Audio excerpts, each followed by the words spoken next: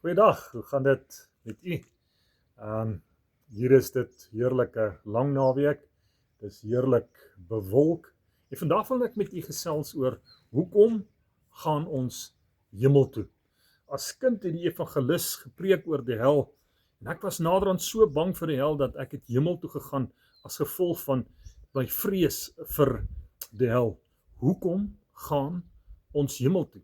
Jimmy Swaggart sing 'n liedjie, ons gaan hemel toe, omdat hy graag Jesus wil sien. Hy wil graag aan die voetspore van Jesus wees en net sê dankie. Dankie vir wat hy gedoen het. Ja, vandag herdenk ons die kruisiging en ons is so dankbaar vir die werk wat Jesus gedoen het. Hoekom gaan ons hemel toe? Miskien gaan ons hemel toe op die goue strate te loop, by die parelpoorte te wees. Hoekom gaan ons hemel toe? Iemand sê nou die dag dat hy gaan hemel toe, want in die hemel gaan hy nooit weer tot siens sê nie, nooit weer trane hê nie, hy gaan nooit weer 'n geliefde verloor nie. Ja, ons lewe in 'n gebroke wêreld waar ons geliefdes verloor en ons moet tot siens sê en ons moet goodbye sê vir mense wat naby aan ons hart is.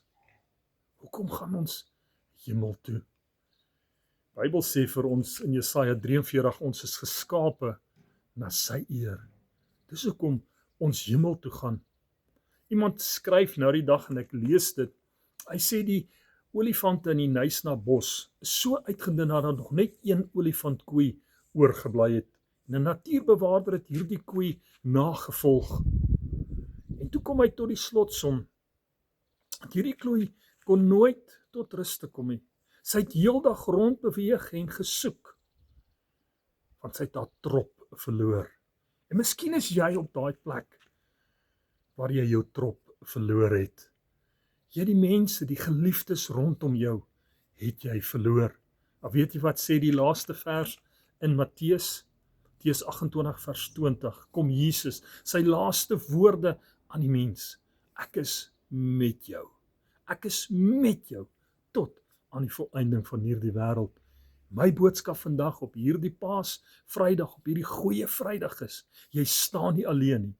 God stap die pad saam met jou. Amen.